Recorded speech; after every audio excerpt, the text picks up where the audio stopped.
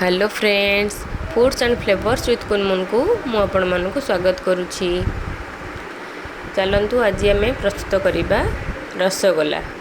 रसगोला तो एमती आपण माने बहुत बाहर मार्केट रो आनी खाई थिबे, किंतु चलंतु एटा आम आज घरे प्रस्तुत करवा, देखिबा केते सहज रे एटा बनी जाउछ। खूब कम समय रे भी बनिबो। बहुत सॉफ्ट, बहुत स्पंजी, बहुत जूसी रसगोला। बहुत सहज एटा को बनैबा। चलंतु मु गोटे लीटर पैकेट टोन मिल्क नहीं। आपन चाहिए गाय क्षीर गोटे लीटर भी नहीं पारे। जेकोसी कंपनी आपन टोन मिल्क नेबे। गोटे बॉयल आसला क्षीर को आप 2 मिनिट आउ अधिका समय बॉयल हवा को देबे। सिम रे 2 मिनिट आउ अधिका फास्ट फुल रे बॉयल करेंगे 2 मिनिट। ना क्षीरटा हटा जब भिनेगार पकई देबे से बहुत एकदम बहुत नरम छेना हम गोटे भल हेनी से रसगोला फॉर्म हेनी। आपण भिनेगार 3 चम्मच मु नहीं आउ डाइल्यूट करने 3 चम्मच पानी ऐड करी। आपड़ चाहिए लेंबू रस रे भी छेनाटा को छिड़े पारे, किंतु से भी आपण पानी ऐड करेंगे। डायरेक्ट देले छेनाटा बहुत हार्ड बनिबो, रसगोला बहुत हार्ड बनिबो। तेणु ताको डाइल्यूट करके यूज करेंगे, यहाँ बहुत इंपोर्टेंट। गैस को एबे ऑफ कर देबा। मिल्क को अपन 2 मिनिट पर्यंत टिके क्षीरटा को एमती कंटिन्यूअसली स्टीर कर देबे। ता टेम्परेचर टिके डाउन हो जिवो। पूरा गरम हेले छेनाटा भी हार्ड हो जिवो। तापर स्लोली ताको आमे विनेगार मिक्सटा को ताको धीरे धीरे आमे ताको मिक्स करबा। क्षीर रे विनेगार मिक्सचरटा को धीरे धीरे एकाथरे भी दे देबेनी। एकाथरे दे देले भी छेना हार्ड हो जिवो। धीरे धीरे करके ताको ऐड करेंगे। देखो धीरे धीरे छेना भी फॉर्म है आसिलानी। क्षीर कटी आसिलानी टिके टिके छेना है आसिला। आपन जेतिके आवश्यक सेतिके विनेगार पकेबे। बेसी हो गले भी मिक्स हो गला बोली सब जाक ऐड कर देबेनी। धीरे धीरे से ऐड करेंगे। देखंतु छेना छिड़ी गला एबे पूरा पानी और छेना पूरा सेपरेट हो गलानी। बहुत बढ़िया संगे संगे तापरे से गरम अवस्था ही छेनाटा को आपण गोटे मसलिन की कॉटन क्लॉथ रो हेल्प नहीं कि ताको छाणी देबे। ताको छेनाटा को से गरम पानी रे रहिबा को मोटे देबेनी, छेना हार्ड हो जिवो। छेनाटा को तो आमे एबे छाणी सारी लेनी। एबे सेथरे आमे किछि ठंडा पानी किछि देकी छेनाटा को आमे धोई दबा। ठंडा पानी रे धोई दबा, नले छेनार से जो सावरनेस विनेगार स्मेल कि आपन जदि लेंबू रे काटी थिबे लेंबूर जो खट्टापनटा थिबो सेटा कमेबा पई आउ छेनाटा भी ठंडा हो जिवो। सेत पई ताको एबे हमें भलो से धोई दबा। एमती 2-3 थर तळ ऊपर करिके ताको तापरे हमें छेनाटा को भलो से चिपुड़ी दबा।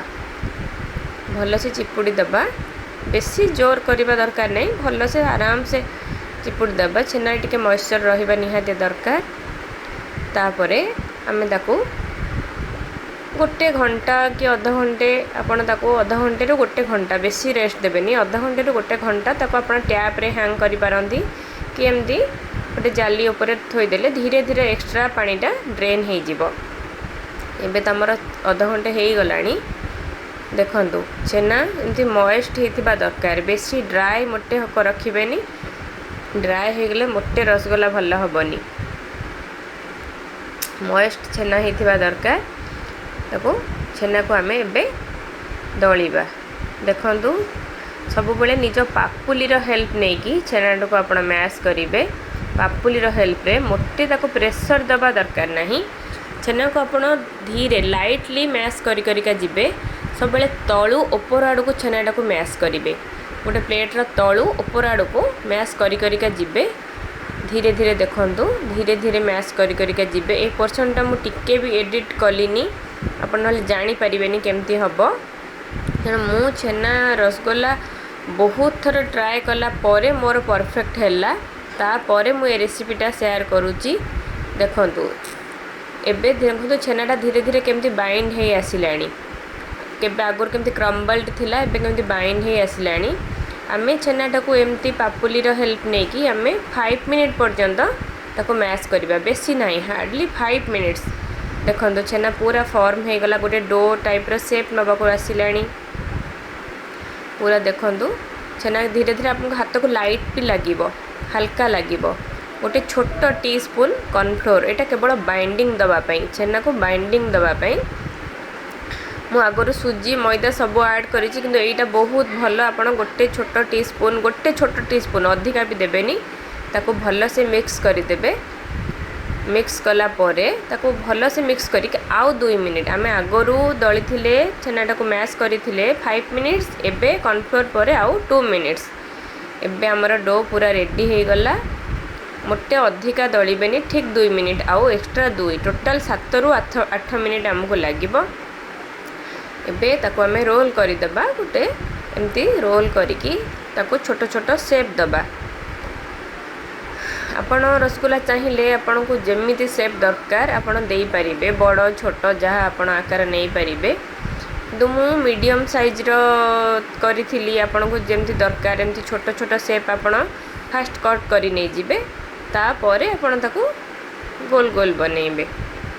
मु एमति छोट छोट मोर मीडियम साइज रो 10टा 1 लिटर क्षीर रे मोर 10टी बॉल्स बनिथिला छेनार। आपण आपण निजर चॉइस हिसाब रे तार शेप देबे। मोर 10टी हेइथिला देखंतु इक्वाली ताको डिवाइड करिवे मु इक्वाली डिवाइड कली देखंतु छेना पूरा केमति टिके भी ग्रेन्स नाही भल से एटा मॉइस्ट हे केते सुंदर गोल हे जाउची किछि क्रैक भी रहुनी देखंतु। एबे हमें छेना को गोल गोल करिकी रसगोल्लार शेप दे देबा छोट छोट बॉल्स बने नेबा तार। आपण आपण को पसंद हिसाब रे आकू चेप्टा कि लंबा जहाँ शेप दे पारिबे किंतु साधारणतः आम रसगोल्ला गोल ही पसंद करि थाउ समस्ते।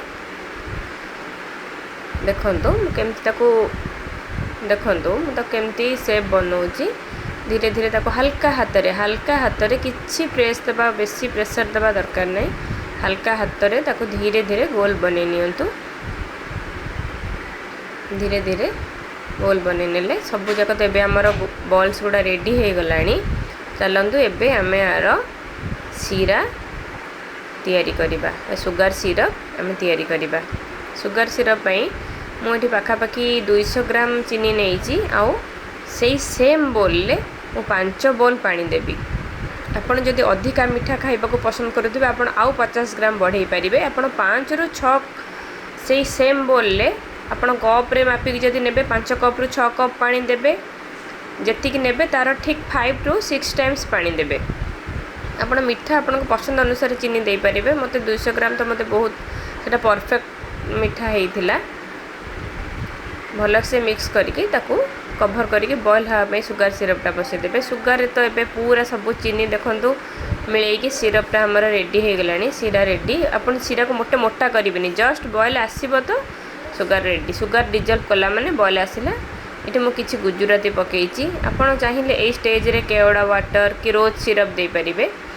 एबे हमें हाई फ्लेम रे सब बेले हाई फ्लेम रे छेना बॉल्स गुडा धीरे धीरे ऐड करिबा गोटे गोटे करिकी गोटे गोटे 1 बाय 1 आम ताको ऐड करिबा। एका बेले सबू जाक छेना बॉल्स केबे भी देबेनी नले टेम्परेचर पानी रो डाउन हो गला माने हमर रसगुल्ला मोटे आ फुलिबनी।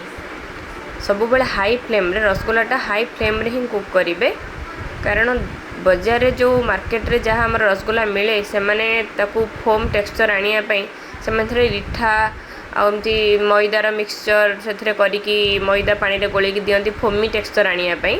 तेणु आमर तो सेमती आमे करिबानी तेणु आमे एटा को गोटे गोटे ऐड करिबा। सबु बेले हाई फ्लेमटा गैस रो फ्लेमटा हाई रखिथिबे। एबे ताको आमे कवर कर देबा सब बॉल्स पकेइला बेले पूरा 12 मिनिट पई। आमे छेना बॉल्स गुडा पकेइले पाखापाखि हमको 2 मिनिट खन लागिला। एबे पूरा 12 मिनिट मोटे कवर काढिबेनी। देखंतु रसगोल्ला केते बड़ बड़ शेप हे गलानी केते बड़ बड़ शेप नै गला। मैं पकेइथिले केते छोट छोट से हे गलानी केते बड़ बड़ एकदम 12 मिनिट परे कवर काढंतु। देखंतु हल्का हाथ रे रसगोल्ला गुडा एबे बहुत नरम थिबो ताको हल्का हाथ रे टिके एपट सेपट खाली ताको उल्टेबा दरकार नै कारण सीराटा हमर एते भलो से फुटिबो जे से ऑटोमेटिक तार एपट सेपट हेकी कुक हे जाइथिबो।